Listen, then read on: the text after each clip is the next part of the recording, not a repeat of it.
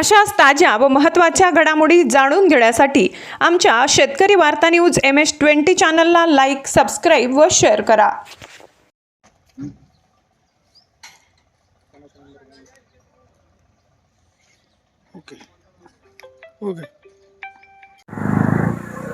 कुवारी पुष्पा अशोक जाधव हे माझं पूर्ण नाव आहे. मी 2012लाही कपाट या निशाणीवरच आंबेळर सर्कलमधून अपक्षच निवडून आलेले आणि शिलेगाव गट माझा 41 इथेही मी अपक्षच उभे आहे. या सगळ्याला फक्त मी एकटीच मुलगी टक्कर देऊ राहिले. एवढे सगळे बळाडे पक्ष उभे आणि एकटी मी उभे का उभे इथं का मला माहिती आहे आजही माझी जनता माझ्या पाठीशी. मी 2012ला जे काम केलेलं आहे ते हर एक गावामध्ये पोचलेलं आहे. हे जे उमेदवार यांनी दिलेले हे सर्वसामान्य जनतेला चालत नाही, तरी यांनी दिलेले पैशाच्या बळावर दिलेले, यांच्या कामाच्या बळावर नाही दिलेले. जिल्हा परिषद स्थानिक स्वराज्य कोणाची असती? जनतेची असती. जनतेचा नेता असावा, जनतेने निवडावा, तो जनतेचं सुखदुःख जाणणारा असावा, ते सुखदुःख त्यांचं निवारण करणारा असावा. यांनी एकही व्यक्ती असा दिलेला नाहीये की तो यांचं सुखदुःख निवारण करेल. यांनी दुःखच दिलेले, कमळावाल्यांनी दुःखच दिलेले, जे घड्याळीचे त्यांनी दुःखच दिलेले आणि ज्या महिला त्यांनी उभा केलेले हे काय सर्वसाधारण गट आहे हा माझा जिल्हा परिषद.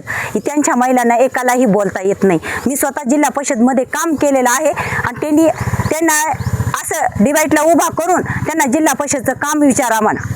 एकही काम सांगता येणार नाही. मी जिल्ह्यातच नाही, मी महाराष्ट्रभर काम केलेलं आहे. तेव्हा मी अपक्ष होते, मला कोणाचाही स्थान नव्हतं, कोणाचाही सहारा नसतानाही मी काम केलेलं आहे. माझं शिक्षण फक्त 12वी आहे, पण माझा राजकारणातला हा जो अनुभव आहे बाल्यपणापासून आहे.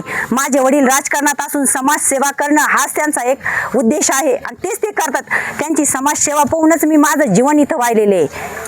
पूर्ण जीवन मी यांना देणार आहे. येणारे 5 वर्ष ही मी निरपेक्ष फक्त माझ्या जनतेची समस्या आणि त्यांचे कसं समस्येचं निवारण करता येतं तेवढ्यावरच मी भर देणार आहे.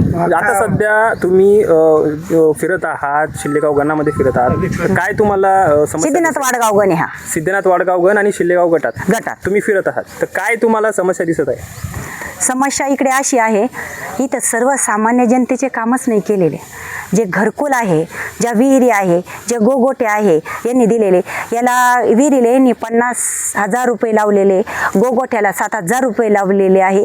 आणि जेही स्त्रियांचे महिलांचे श्रावणबाळ असो, त्यांचे पगाराचे फायली असो, याला त्यांनी 5-5, 3-3 हजार म्हणजे जशी घरची परिस्थिती असेल तशानुसार यांनी पैशाची क्रायटेरिया लावलेला आहे. यांनी तसा भाव ठरवलेला आहे. आणि गावातले 1-2 व्यक्ती गावामध्ये हे डालभर जरी कांदे असले तर त्याच्यामध्ये एक नासका कांदा असतो, तो नासका कांदाच यांनी जवळ घेतलेला आहे आणि त्याच्यानुसार हे गावाला यांनी त्रास दिलेला आहे. माझे बेनिफिट काय आहे माहिती आहे का तुम्हाला?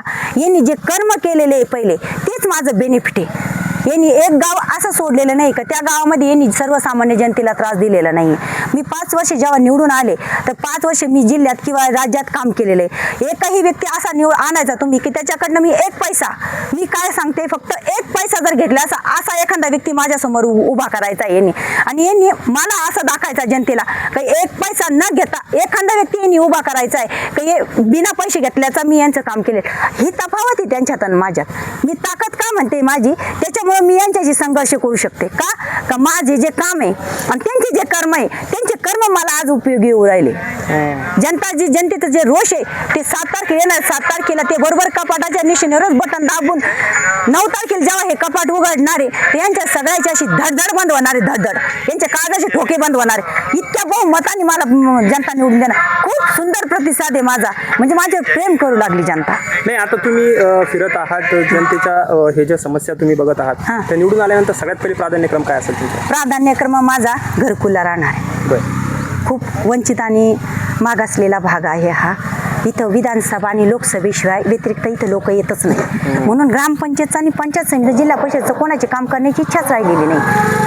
म्हणून मी सर्वप्रथम घरकुल, महिलांच्या समस्या आणि त्याच्यानंतर जे आपल्या रोजगार हमीतून विहिरी झालेले आहे, काहीचे अजून मस्टर बाकी आहे, मी त्याच्याकडे लक्ष द्या. ह्या 3 गोष्टीकडे मी सर्वप्रथम प्राधान्याने लक्ष देणार आहे. 4थी गोष्ट म्हणजे रस्ते. इथं आली भारी जमीन, इथं रस्ते करणार रोजगार हमीतून कुणीही तयार होत नाही. का होत नाही? का हा पैसा जनतेच्या याच्यावर येतो.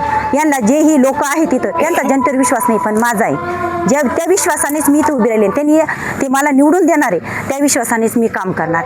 हे 4 माझे मुद्दे राहणार आहे आणि मी त्याच्यावरच काम करणार. करणार आहे. बरं, आता जनतेला तुम्ही काय आवाहन कराल मतदानासाठी? आता तुम्ही एवढं चांगलं फिरत आहात, तुमचा रिस्पॉन्स आहे, तर मतदानासाठी काय आवाहन कराल? मतदानासाठी माझं काहीच आव्हान नाही. माझे मतदानासाठी एवढंच आव्हान आहे, जो मनुष्य दिसतोय तुम्हाला त्याला मतदान करा. मनुष्य ज्याच्यात मनुष्य जीवन आहे, मनुष्य जिवंत आहे का, आपण मनुष्य जन्माला आलेलो आहे, अशा व्यक्तीला तुम्ही मतदान करा. तारखेला कपाट या निशाणी पुढचं बटन दाबून प्रचंड बहुमताने मला विजयी करावं ही माझी जनतेकडे विनंती. जय हिंद, जय महाराष्ट्र.